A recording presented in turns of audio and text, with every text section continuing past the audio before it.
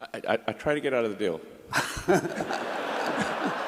Well, you told me you wanted to ask. To get out. Dragging me back in. Speaking at the Barron Funds conference in New York City, Elon Musk agreed that his $44 billion purchase of Twitter was a little on the high side. But he went on to detail how Twitter could become one of the most valuable companies in the world. If you're payment verified with a blue checkmark, then you're proprietized. And so this is the point of this is to make crime not to pay.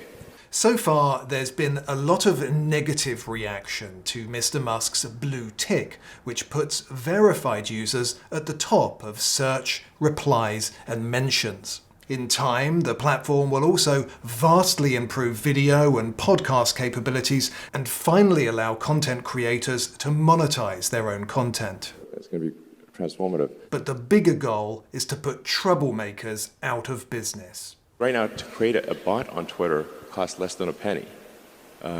So the cost of crime is so cheap, and that's part of why crime and hateful conduct pays. But if somebody risks losing even $8, it's too expensive to now have 100,000 fake accounts, because they have to spend $800,000 a month. Mr. Musk has come under fire in recent days for, as interviewer Ron Barron put it, firing half of Twitter.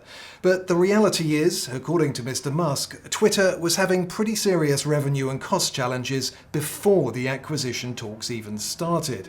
And while Google and Facebook, for example, have had a tough time with advertising revenue dropping, Twitter has had it far worse, because unlike its competitors, who take a direct response approach to advertising, Twitter leans into large brand advertising, which includes those who've been targeted by pressure groups.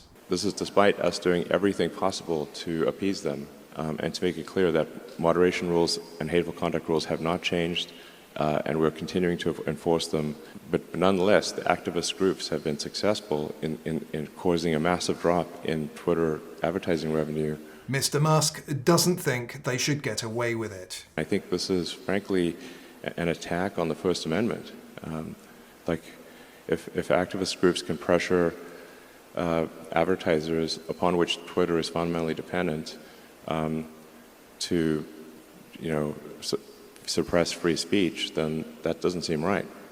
Since taking on Twitter, Mr. Musk says his workload has increased significantly. But he believes that once the company is on the right track, it will be easier to manage than SpaceX or Tesla. Not only does he come from a programming background, I wrote software personally for 20 years. I was one of the key people behind X.com, which became PayPal. He already has a plan. Or rather, he did have. There's a product plan I wrote, which I wish I'd kept a copy of in July of 2000, where I thought it would be possible to make the most valuable financial institution in the world.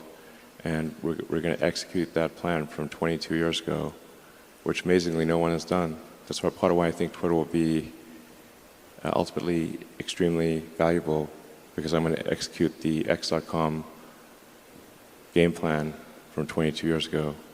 Mr. Musk believes that the key to Twitter's success is to create less of an echo chamber. I'm confident we can satisfy, 80% of America, 80% of the world, but maybe not the 10% most extreme of either side. And more of a digital town square that caters much more to an individual user's needs.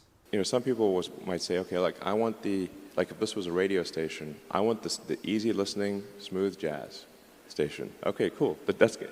So you should be able to have that setting for Twitter, and then some people might say no, I want heavy metal thrash, and okay, so now this is going to be sort of then you don't mind someone saying mean things to you, within the context of the law, and you don't mind engaging in vigorous arguments on Twitter and that kind of thing, but you should be able to kind of pick your preference.